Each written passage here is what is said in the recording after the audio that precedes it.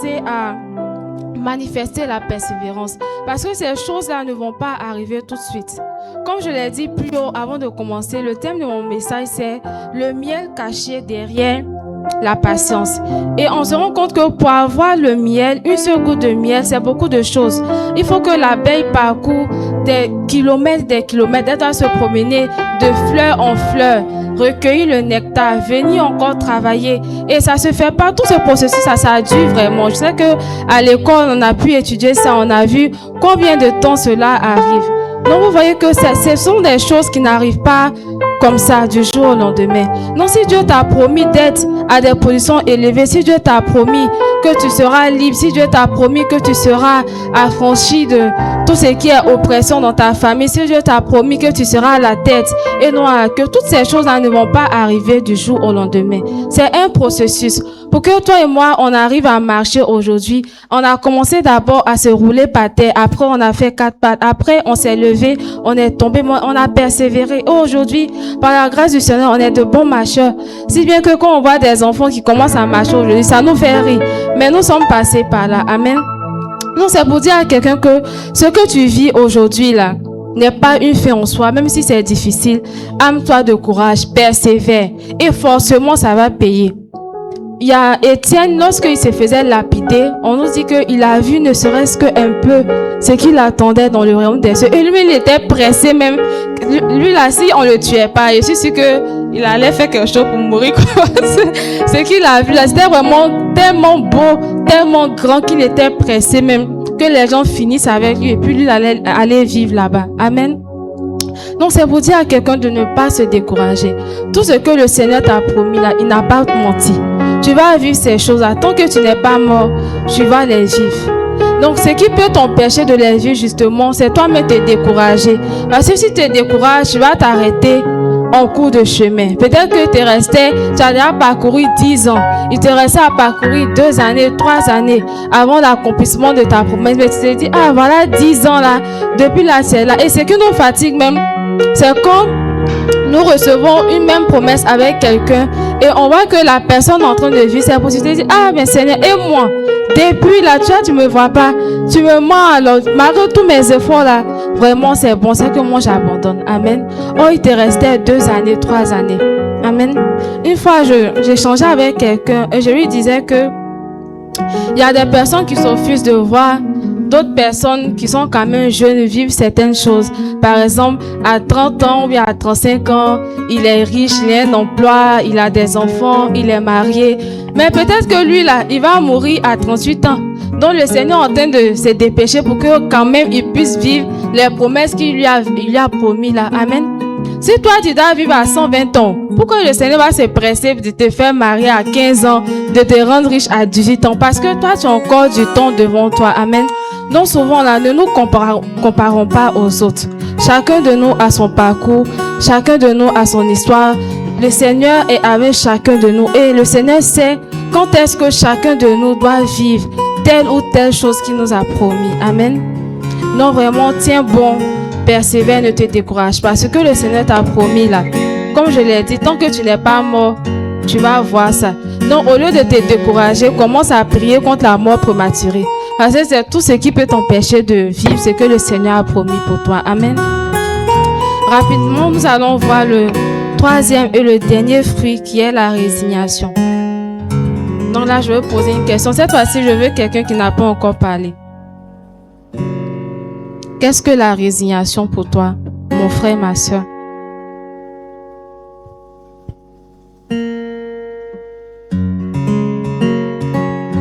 Qu'est-ce que la résignation?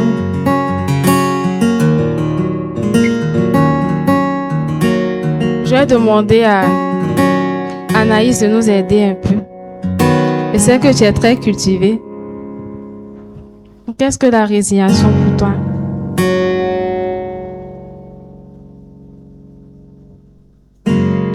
Résignation, tu vois pas trop? Avec G-N-R-E-S-I-G-N-A-T-I-O-N.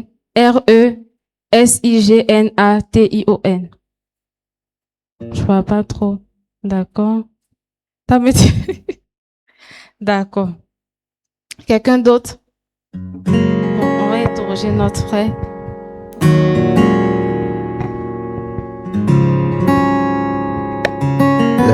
résignation, de façon simple, c'est une résistance face à une situation compromettante. D'accord. Ok. Si quelqu'un d'autre veut nous aider.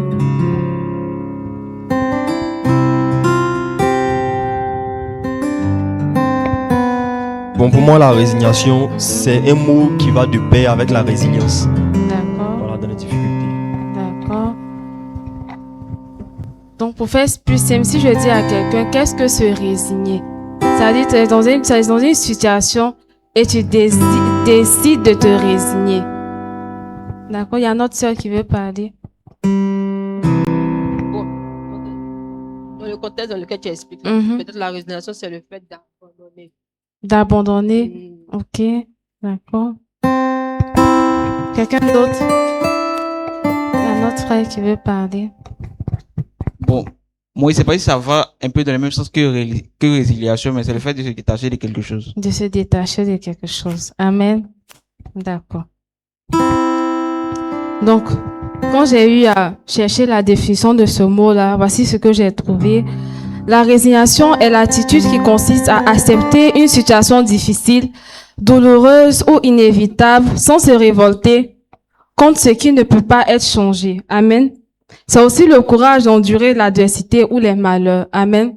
Donc, se résigner, pour faire court, quand tu es dans une situation qui est vraiment inévitable, tu te dis, bon, je vais accepter, ça va rien changer. Et à ce niveau-là, je vous promets que quand je cherchais la définition de la résignation, le Saint-Esprit m'a dit, par exemple, pète ta mère. J'ai dit, aïe, c'est qu'elle a fait ça. Donc, je suis allée chercher, j'ai vu effectivement que c'est vivre, c'est-à-dire, tu es dans une situation que tu ne peux pas changer, en fait. Elle est inévitable et tu décides d'accepter. Même si c'est difficile, tu te dis que je peux pas faire autrement. Donc, je l'accepte et j'essaie d'avoir la force de continuer, même si c'est difficile. Amen. Et pour mieux comprendre cela, je veux qu'on puisse lire ensemble Matthieu 26, versets 37 à 39. Matthieu 26, versets 37 à 39.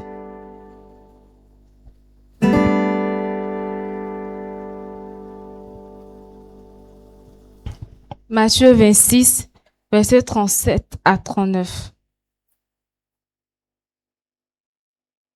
26, 37 Matthieu à 39. 26, à partir du verset 37. D'accord.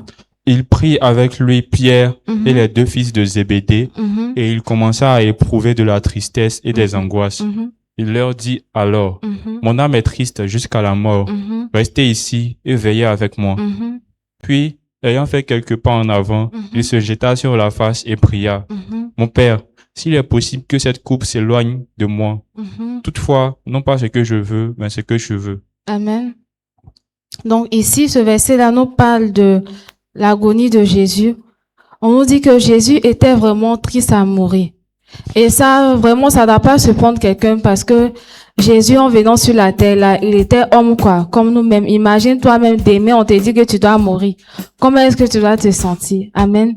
Non, on se rend compte que cette situation-là était vraiment très difficile à vivre pour Jésus. Parce que il savait ce qui allait l'attendre. Amen. Et il a même demandé à son Père de pouvoir éloigner cette souffrance-là de lui. Et il a quand même dit, cependant, non pas ma volonté, mais ta volonté. Amen. Donc, même si cette mort-là était difficile pour le Seigneur Jésus-Christ, il a accepté parce qu'il savait que cette mort-là était inévitable pour le salut de l'humanité. Il n'allait pas faire tout ce chemin-là, arriver là et se retourner. Amen. Donc, il s'est armé de courage. Comme on le dit chez nous, il a attrapé son cœur et il a continué. Amen.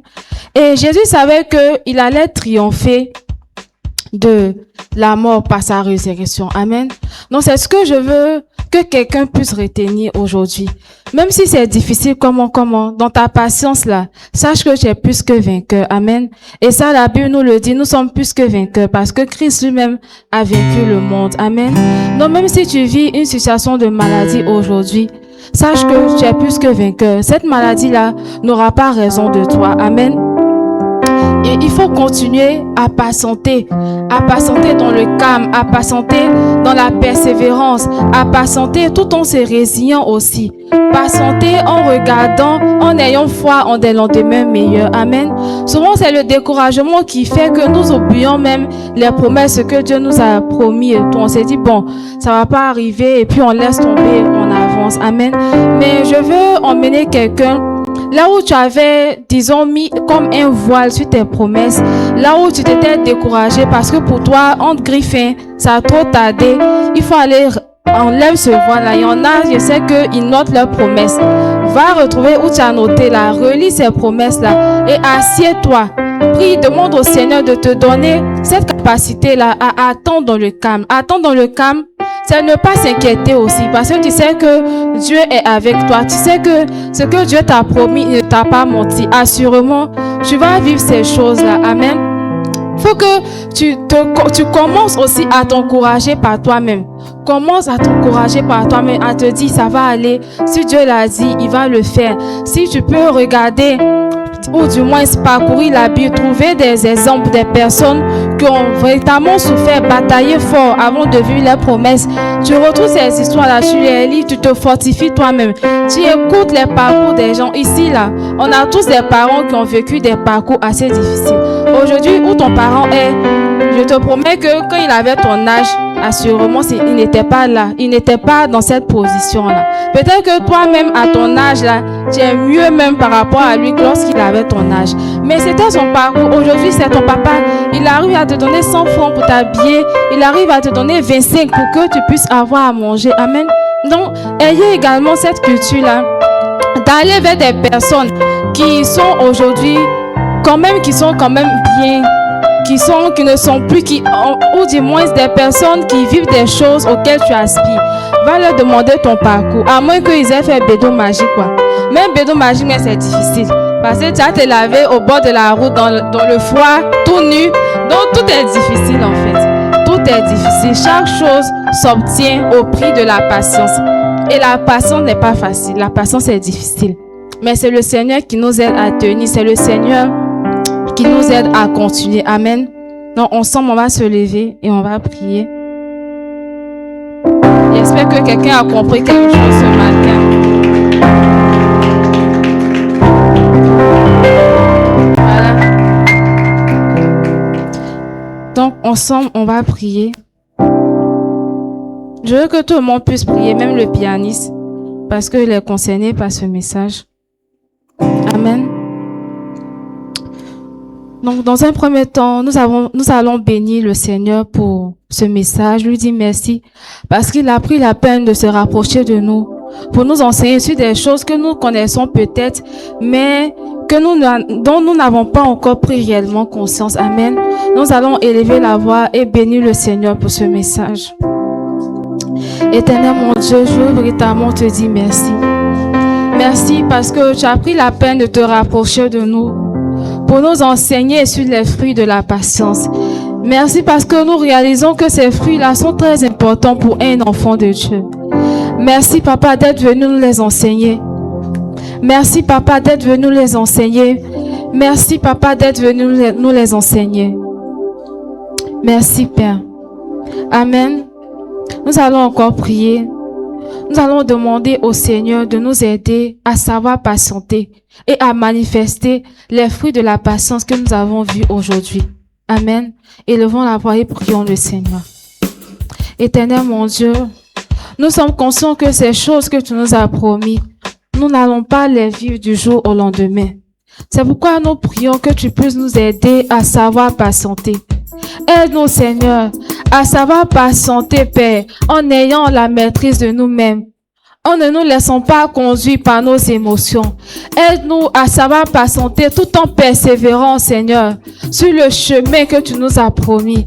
Aide-nous, Seigneur, à savoir patienter tout en acceptant, Éternel mon Dieu, que ce que nous vivons est certes difficile, mais cela ne sera pas notre fin. Père, je prie et je crois que là où quelqu'un était découragé, aujourd'hui, Seigneur, tu lui donnes le courage d'avancer. Tu lui donnes le courage de se rappeler de ses promesses. Tu lui donnes le courage, Éternel mon Dieu, d'avoir la foi en l'accomplissement de ses promesses. Merci Seigneur, car tu nous aides. Merci Seigneur, car tu nous aides. Merci Seigneur, car ces choses que tu nous as promis. Le diable ne va pas nous piéger par le découragement pour nous empêcher de les vivre. Merci Éternel mon Dieu, parce que la foi de quelqu'un est boostée. Merci Seigneur, parce que le courage remplit le cœur de quelqu'un. Merci parce que nous ne sommes pas des disciples impatients, mais nous sommes des disciples capables d'attendre, de patienter, d'attendre le temps de Dieu. D'attendre le temps de Dieu. D'attendre le temps de Dieu parce que ton temps est toujours le meilleur. Ton temps est toujours le meilleur, Seigneur. Il ne sert à rien de se précipiter pour passer à côté de ce que tu nous as promis. Merci, Papa, car tu nous aides à patienter.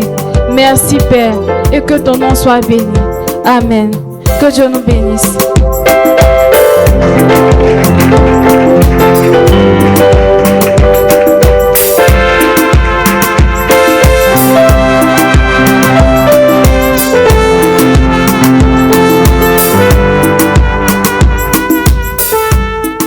Amen, amen. Qui a été béni par ce message? Amen. Qui a été béni, tu vas faire ça avec moi. Amen. Alors rapidement, on va passer au moment de témoignage. Alors rapidement, on va prendre deux personnes qui vont remercier le Seigneur, qui vont nous donner un témoignage de ce que le Seigneur a fait pour eux. Alors sans plus tarder, on va acclamer le Seigneur pour la sœur Ethan qui va venir rapidement. Acclame le Seigneur.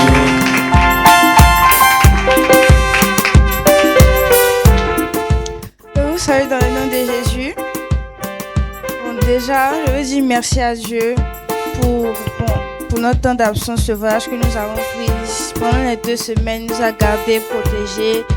Il n'a pas permis que nous puissions faire d'accident ou quoi que ce soit. Il nous a permis d'atterrir sains et saufs à l'aller comme au retour. Il n'a pas permis que je puisse perdre ma carte de bus et ma carte de chambre. Il y a ceux qui perdaient la honte. Il y a une même elle a dormi le salon un jour. Donc je veux vraiment dire merci à Dieu parce qu'il n'a rien perdu et puis tout s'est bien passé. Et puis je veux aussi remercier le Seigneur parce que dimanche passé j'ai eu un an de plus. Donc j'aimerais bien. Amen. Amen. Que le reste soit Emmanuel. Donc je veux remercier le Seigneur. Amen. Alors, qui d'autre encore? D'accord? Donc, davantage. Alléluia. J'aimerais dire merci à Dieu pour ce qu'il a fait ou ce qu'il fait dans ma vie concernant mes études. Parce que, bon, je ne vais pas rentrer dans les détails, mais pour croire que cette année, c'était difficile. Je suis passé en session, on est à l'université, on se connaît. Mais par la grâce de Dieu, les examens se sont bien passés. C'est-à-dire ce que j'ai bossé à la veille, là, c'est ce qui est sorti. Donc je dis merci à Dieu parce que je sais qu'il va encore faire. Amen, amen, amen, amen. Alors, merci. D'accord. Donc, elle a insisté, donc on va la prendre. Acclame le Seigneur pour la sœur Anaïs. Bonjour à tous, que le Seigneur vous bénisse. Pour ceux qui le savent déjà, j'ai eu à passer mon BPC que j'ai eu avec la mention bien.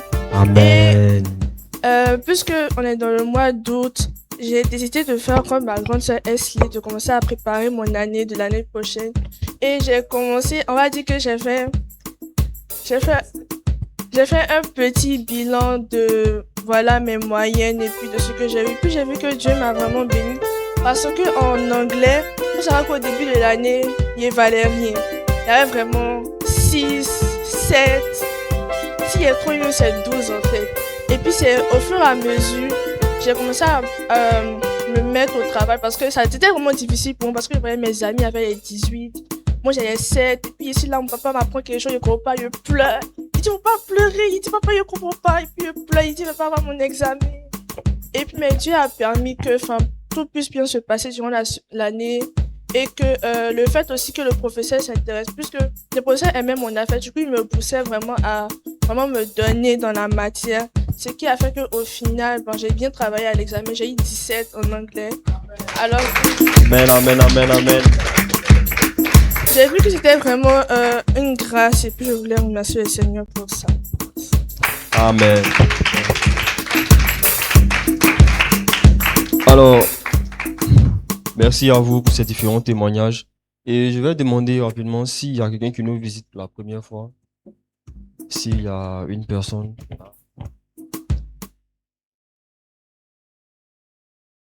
Amen. Acclamons le Seigneur. Voilà. Tu vas te présenter et tu vas nous dire ton nom. Tu vas te présenter, tu vas nous dire ton nom et qui t'a invité. Tu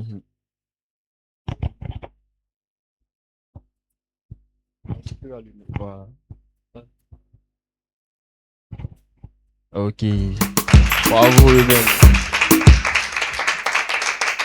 Alors, bienvenue parmi nous. Ici, c'est l'ami Pod, Apocalypse 19, 13, qui est dans le tabernacle de la bénédiction. Donc, ici, c'est la G-Table, c'est le culte de la G-Table. Donc, bienvenue parmi nous, c'est la famille et tu nous revisites encore quand tu veux. Amen. Acclamons encore le Seigneur pour ça.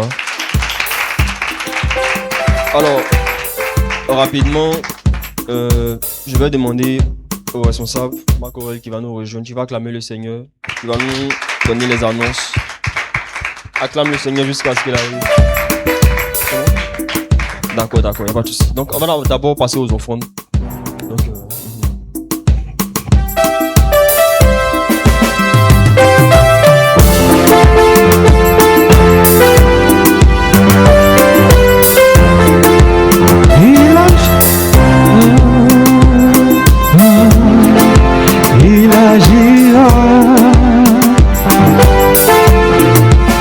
Il agira, oh, ma vie est entre ses mains, il agira. Il agira, oh, ma vie est entre ses mains, il agira. Ma bénédiction dépend de lui,